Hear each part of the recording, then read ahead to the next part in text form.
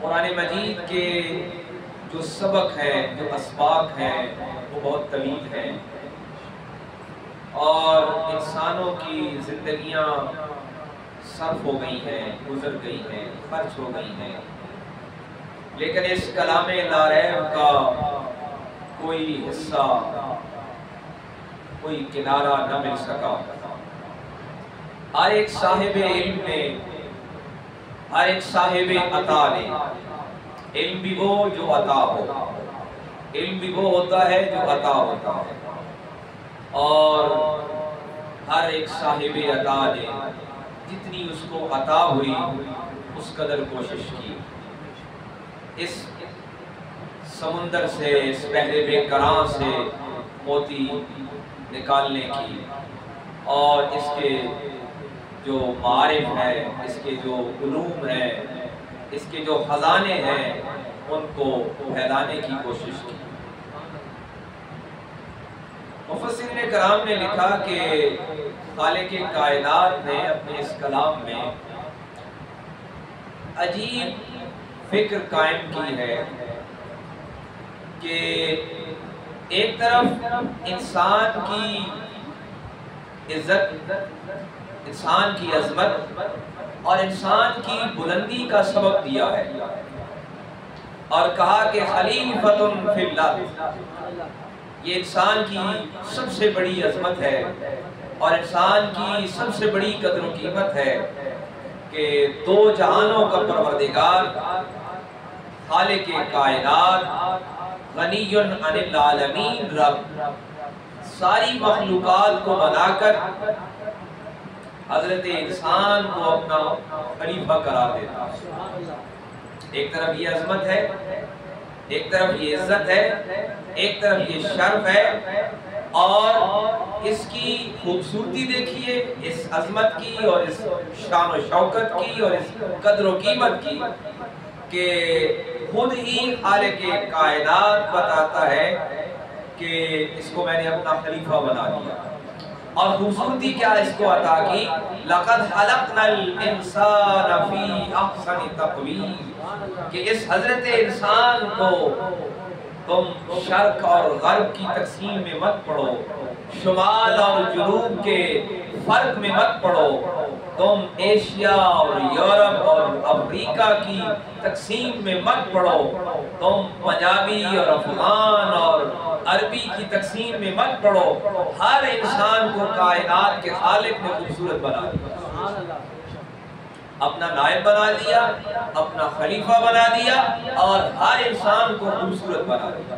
لیکن عجیب فکر یہ ہے، عجیب دعوت فکر یہ ہے کہ انسان کی عظمت بھی ہے، انسان کی عزت بھی ہے، انسان کی قدر و قیمت بھی ہے، انسان کی شان و شوکت بھی ہے، انسان کی پڑھائی بھی ہے، اور اسی رب کے کلام نے کہا کہ انسان تو ضعیف قرار دیا گیا ہے، انسان تو ضعیف قرار دیا گیا ہے۔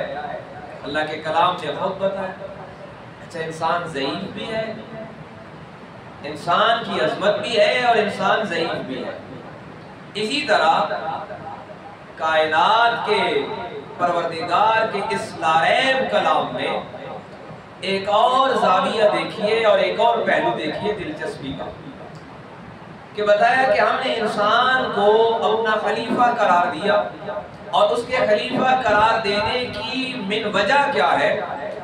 یہ نہیں ہے کہ یہ بڑا خوبصورت ہے تو اس لیے خلیفہ بنایا، اس لیے نہیں کہ اس کا رنگ ایسا ہے تو اس لیے بنایا، اس لیے نہیں کہ یہ بولتا اچھا ہے تو اس لیے بنایا، حالانکہ یہ سارے انسان کے منفرد اوصاف ہیں، منفرد خوبیاں ہیں جو دیگر مخلوقات میں نہیں ہیں، لیکن ایسی کون سی خوبی ہے، ایسا کون سا وصف ہے جو کائنات کے خالق کے سامنے خوبی ہے؟ ایک یہ کہ کسی کو ہم کہیں کہ فلاں میں یہ خوبی ہے، ایک یہ کہ ہم کہیں کہ فلاں میں یہ وصف ہے، ایک یہ کہ پیدا کرنے والا کہے کہ فلاں میں یہ خوبی ہے، ان دونوں میں فرق ہے۔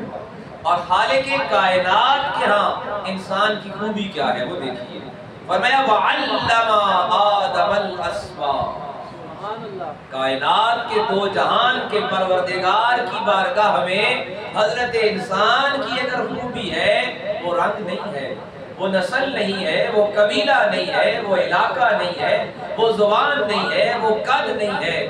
اگر خوبی کوئی پرکھی جا رہی ہے، اگر کسی وصف کی قدر و قیمت طے کی جا رہی ہے، تو وہ حضرت انسان کو دیا جانے والا علم ہے. یہ علم ہے جس نے انسان کو خاکی بشر سے لوح محفوظ سے پار پہنچا دیا.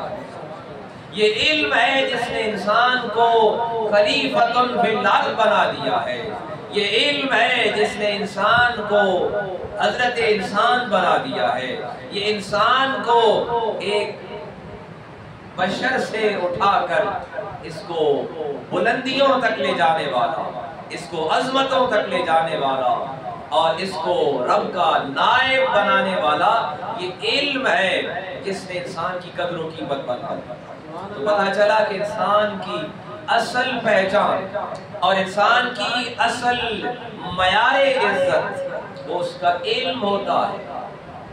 اور قرآن نے اسی پر ایک خوبصورت تو دوسری اس کا اضافہ دیا ہے کہ انما یخشی اللہ من عبادہ العلماء. یہ علم والے ہیں بندوں میں سے جو اللہ سے ڈرتے ہیں. یعنی جن کے پاس علم ہوتا ہے وہ اللہ سے ڈرنے والے ہوتے ہیں. یاد رکھیے علم کی مثال بزرگوں نے بہت پیاری دی ہے کہ یہ ایسے ہی ہے جیسے پھلدار درخت کی ٹہنیاں ہیں کہ جتنا پھل لگتا جاتا ہے بڑھتا جاتا ہے اتنی ٹہنیاں جھکتی چلی جاتی ہیں. ایک بڑا لمبا درخت دیکھیں گے اور اس کے ساتھ کوئی فائدہ مند پھل نہیں ہے، کوئی خوبصورت لذیذ پھل نہیں ہے، لیکن وہ اپنے قد میں بڑا ہوگا. سرو کا درخت سیدھا کھڑا ہے اور اسی طرح بڑھتا چلا جاتا ہے. لیکن ایک وہ شجر ہے، ایک وہ درخت ہے، ایک وہ پودا ہے جس کے ساتھ پھل لگتا ہے اور جتنا پھل لگتا ہے وہ اتنا جھکتا چلا جاتا ہے. اور قرآن نے اس کو کن الفاظ میں بتایا؟ انما یخشی اللہ من عبادہ العلماء. یہ علم والے ہیں جو اللہ سے ڈرنے والے ہیں. تو پتہ چلا کہ یہ علم جو ہے یہ علم راسخ ہے، یہ علم حقیقی ہے، یہ علم عطائی علم ہے اور یہ علم انسان کو بندگی پر آمادہ کرتا ہے، یہ خشیت دیتا ہے، یہ ڈر پیدا کرتا ہے. اور اسی کو قرآن نے دوسری جگہ کہا کہ الا ان اولیاء اللہ لا خوف علیہم ولا هم يحزنون الذين آمنوا وكانوا يتقون. کہ یہ جو علم والے ہیں ان کی ایک اور خوبصورتی یہ ہے، ان کا ایک اور وصف یہ ہے، ان کا ایک اور کمال یہ ہے کہ یہ حزن و ملال سے نکل آتے ہیں، یہ غم اور خوف کی کیفیت سے نکل آتے ہیں. لیکن ان کی پہچان کیا ہوتی ہے؟ الذین آمنوا وکانوا یتقون. ان کے پاس ایمان بھی ہوتا ہے اور تقوی کا بھی حامل ہوتے ہیں. یہ تقوی کے حامل ہوتے ہیں. اور اسی علم کا میں نے عرض کرنے کا مقصد یہ تھا کہ ایک طرف علم قدر و قیمت، ایک طرف علم وصف، ایک طرف علم کمال، ایک طرف علم انسان کی خوبی. لیکن یاد رکھیے کہ علم اگر اس میں خشیت ہے، اس علم میں اگر تقوی ہے، آسان کیجئے مزید کہ اگر اس علم میں اپنے پروردگار کے ہاں جھکنے کی خوبی پائی جاتی ہے، اس علم میں اگر عاجزی پائی جاتی ہے تو یہ علم کمال ہے. یہ علم انسان کو معراج کرا دیتا ہے، یہ علم انسان کو رب کا نائب بنا دیتا ہے، یہ علم انسان کو رب کا دوست بنا دیتا ہے. سورہ اعراف کی آیات مبارکہ جو ہم پڑھ رہے ہیں، اللہ کریم نے ارشاد فرمایا وَاتْلُ عَلَيْهِمْ نَبَأَ الَّذِي آتَيْنَاهُ آیَاتِنَا فَانْسَلَخَ مِنْهَا فَأَتْبَعَهُ الشَّيْطَانُ. علم میں نے کہا علم وہ ہے جس میں تقوی ہو. علم وہ جس میں رب کا ڈر ہو، علم وہ جس میں عاجزی ہو، علم وہ ہے جس سے انکساری آتی ہے، جھکنا آتا ہے، اخلاق آتا ہے، بندگی آتی ہے اور انسان کو توبہ ملتی ہے۔ رب فرماتا ہے ایسے بھی ہیں وَاتْلُ عَلَيْهِمْ نَبَأَ الَّذِي آتَيْنَاهُ آیاتنا، کہ ہماری آیتیں پڑھی، ہماری آیتیں پڑھی۔ دیکھیے رب کے کلام کے الفاظ دیکھیے، رب فرماتا ہے ہماری آیتیں پڑھی اور کچھ نہ تھا ان کے پاس۔ یہ نہیں کہ کسی نے کوئی اپنا کوئی کمال کر لیا، آیتیں اسی کی تھیں۔ لوگ کہتے ہیں نا فلاں بھی پڑھ لیتا ہے، فلاں بھی پڑھ لیتا ہے، ہم نے اس سے بھی سنا ہے وہ بھی بڑا اچھا پڑھتا ہے۔ بھئی سارے اچھا پڑھتے ہوں گے، لیکن اس علم کی پہچان رکھیے، اس علم کی پہچان رکھیے۔ علم وہی ہے جس میں تقویٰ ہو، علم وہی ہے جس میں عاجزی ہو، علم وہی ہے جس میں اللہ کا ڈر ہو، اور رب کا کلام اس پر گواہی دے رہا ہے۔ وَاتْلُ عَلَيْهِمْ نَبَأَ الَّذِي آتَيْنَاهُ آیَاتِنَا فَانْسَلَخَ مِنْهَا فَأَتْبَعَهُ الشَّیْطَانُ، ہماری آیتیں پڑھ کر پیروی شیطان کی کرنے لگ گئے۔ فَقَالَ مِنَ الْغَاوِينَ، حضرت صاحب روح المعانی نے اپنی تفسیر میں لکھا، میں نے پہلے عرض کیا کہ یہ بحر بے کراں ہے، یہ سمندر ہے، اور ہر صاحب عطا نے، ہر صاحب علم نے اپنے اپنے بساط کے مطابق اس میں سے موتی چنے۔ حضرت صاحب روح المعانی علامہ سید محمود آلوسی بغدادی رحمۃ اللہ علیہ اسی آیہ مبارکہ کی تفسیر میں لکھتے ہیں کہ دو بزرگوں کے درمیان ایک مکالمہ ہوا، جن میں سے ایک نام حضرت شیخ شہاب الدین سہروردی رحمۃ اللہ علیہ اور ایک حضرت امام فخر الدین رازی رحمۃ اللہ علیہ۔ انہوں نے لکھا کہ دیکھو علم کا جو سمندر ہے اس کو سنبھال لو، اس علم میں اگر خواہشات نفس کا ایک قطرہ گرا، خواہشات نفس کا ایک قطرہ گرا تو یہ ایسے ہی ہے جیسے بھرے ہوئے دودھ کے برتن میں تم نے شراب کا قطرہ ڈال دیا۔ یعنی علم وہ ہے جو خاص اللہ کے لیے ہے، علم وہ ہے جس میں خشیت الہی ہے، جس میں اللہ کا خوف ہے، علم وہ ہے جس میں بندگی ہے، علم وہ ہے جس میں عاجزی ہے۔ یہ مفسرین کرام نے لکھا کہ یہ جو سورہ اعراف کی آیت نمبر 175 ہے، اس میں واقعہ ذکر ہوا حضرت موسیٰ علیہ السلام کی قوم کے ایک صاحب علم کا۔ دیکھیں نا، اسی لیے بزرگان دین کا یہ جملہ شاید پہلے بھی میں نے کبھی سنایا کہ انسان کی کامیابی کا، ہم نے تو کامیابی یہ بنا لی، تو مکان بنا لیا کامیاب ہو گئے، بینک بیلنس بن گیا کامیاب ہو گئے، ملازمت مل گئی کامیاب ہو گئے، دولت مل گئی کامیاب ہو گئے۔ کامیابی کا معیار اللہ والوں کے ہاں یہ ہے کہ بندے کی جو رخصتی ہے، جو وقت آخر ہے، وہ حالت ایمان میں گیا ہے تو کامیاب ہو گیا، وہ حالت ایمان میں گیا تو کامیاب ہو گیا۔ میں عرض یہ کر رہا تھا کہ بزرگان دین نے لکھا کہ یہ ایک صاحب علم کی بات ہو رہی ہے، اس کا نام بھی لکھا کہ بلم بن باورا اس کا نام تھا، کہ اللہ تعالیٰ نے اس کو آیتوں کا علم دیا، آیات کا علم دیا۔ اب آیات کے علم میں وہ آگے بڑھتا چلا گیا۔ ایک وقت ایسا آیا کہ وہ اپنے اسی آیات کے علم کی وجہ سے حضرت موسیٰ علیہ السلام کی پیروی سے ہٹ گیا اور رب کی خشیت سے نکل گیا، رب کے ڈر سے نکل گیا، اور اس نے اس علم کا ذاتی استعمال کیا۔ اب اگلی آیہ مبارکہ دیکھیے، رب فرماتے ہیں وَلَوْ شِئْنَا، اگر ہم چاہتے لَرَفَعْنَاهُ بِهَا، ہم اس کو بلند کر دیتے۔ بلندی میرا رب چاہتا ہے تو ملتی ہے۔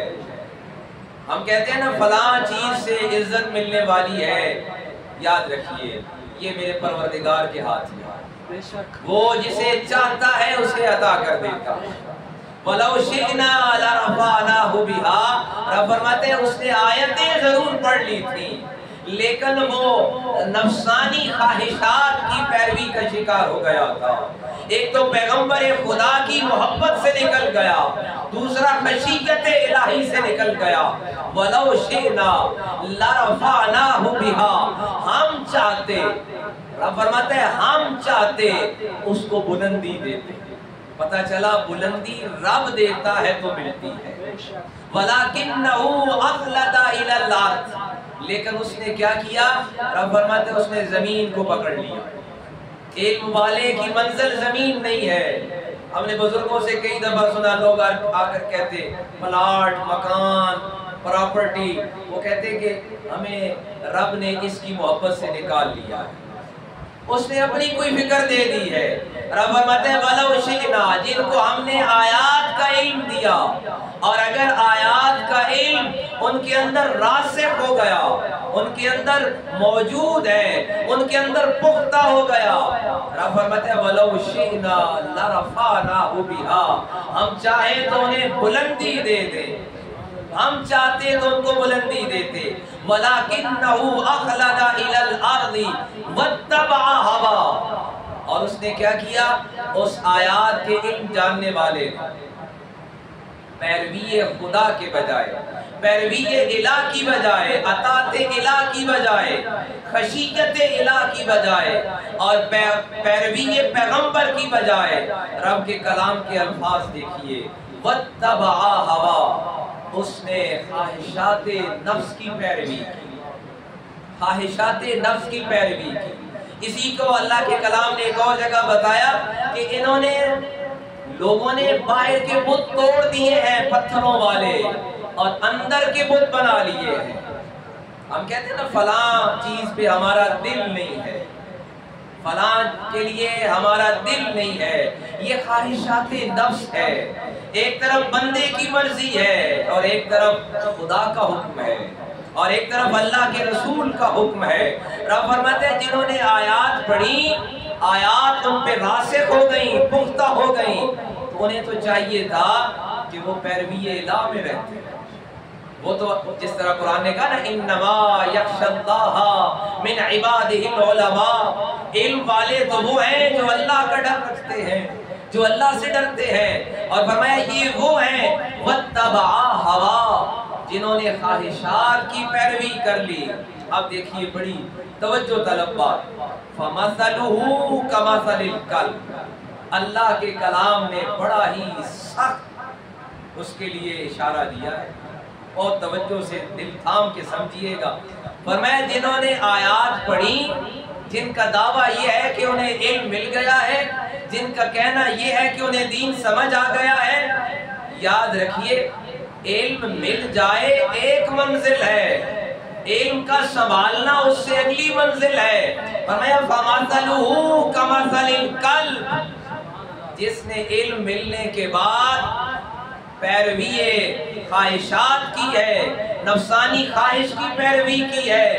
اب قرآن کا لفظ دیکھیے، اللہ کے کلام کا لفظ دیکھیے، فرمایا فَمَثَلُهُ كَمَثَلِ الْكَلْبِ، ان کی مثال ایسے ہے جیسے کتا ہو۔